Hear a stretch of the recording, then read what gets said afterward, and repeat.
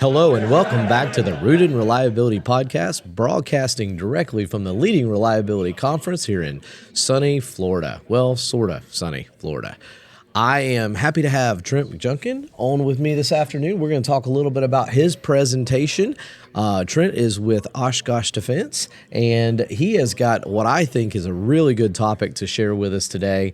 He is going to be talking about mentor and mentoring. So, Trent, I'll let you introduce yourself, and then we'll get started. All right, Shon. Thanks for having me on. This has been a great week so far here in Florida. Definitely learned a lot about leadership and how to implement some of these initiatives. As you said, I'm Trent McJunkin. I have been in the automotive industry for about 13 years now. I've had great opportunities to work at various sizes of companies. Currently implementing and building out a maintenance team now and building out some of our reliability initiatives, and it's a great time.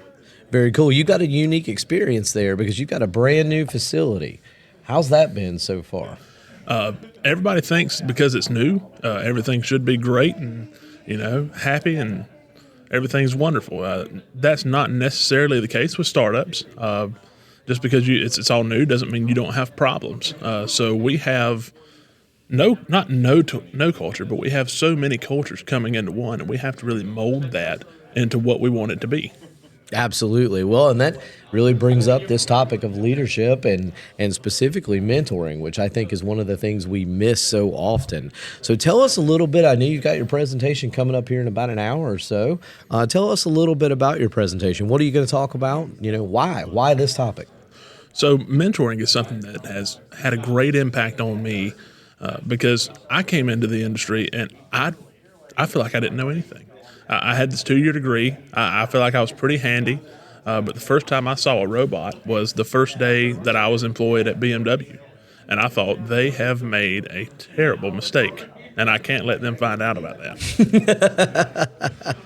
So from then until I was a team leader, then a supervisor, now a manager, I've had the impact of mentors. And I think that's a missing piece that a lot of people don't get and they overlook. It's the soft stuff, but the soft stuff is the hard stuff. And if you really get mentoring right, you're going to be able to reduce that friction along your journey.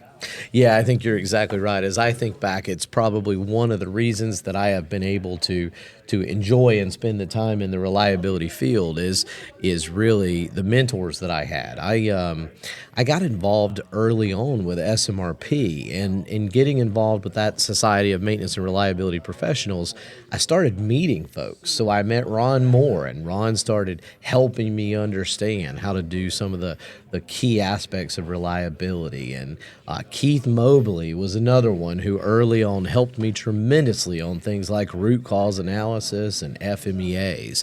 And so, had it not been for those folks, I don't know that I would have ever really got off of top dead center, and who knows if I would have even stayed in the reliability field. I feel the same way.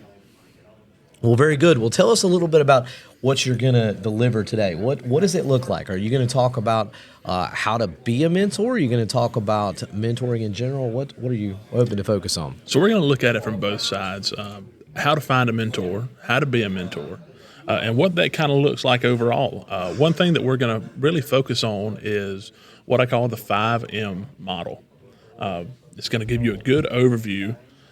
We look at a lot of models, and sometimes they're a little beyond what I was able to grasp when I was getting into the industry. They're all great, but if they don't have some actionable steps that meet you where they are, where you are, it's going to struggle to implement those.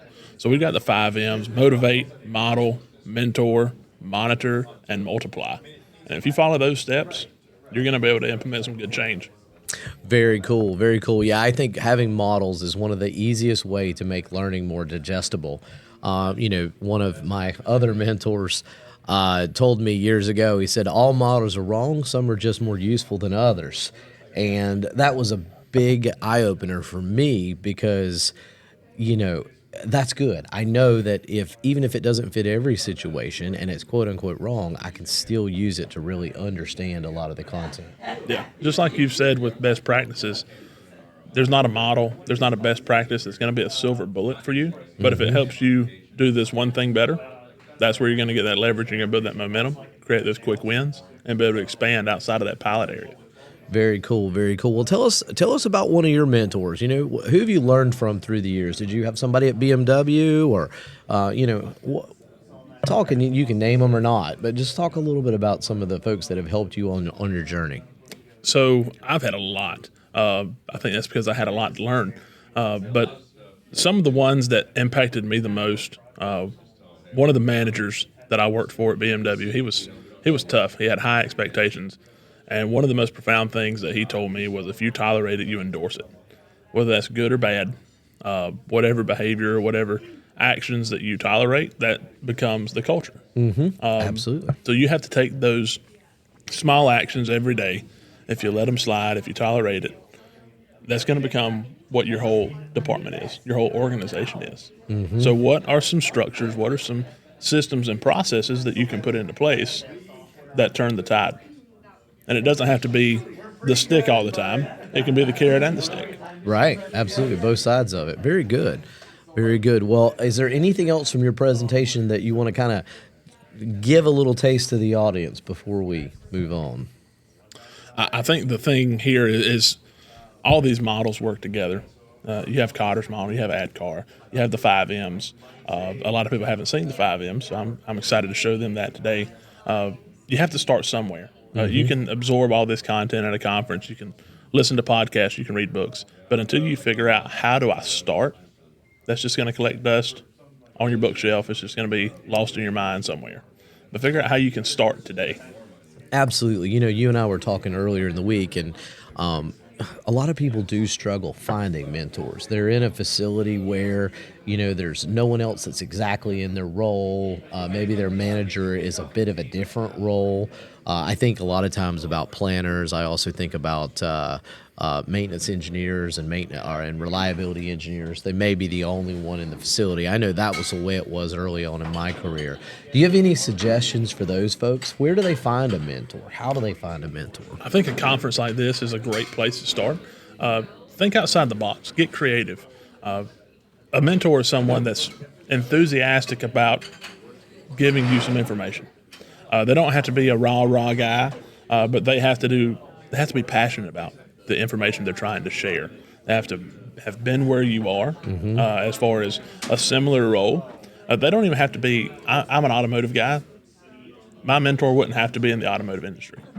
You know, somebody in the oil and gas industry. They don't have to find a mentor in the oil and gas industry. Right. I've learned a lot about facilities management from people who run arenas.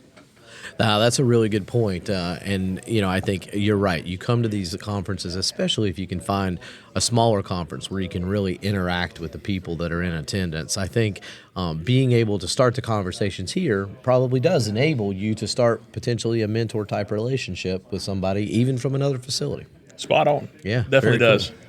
Very cool. Well, do you have any final words you want to share with everyone before we go to your presentation?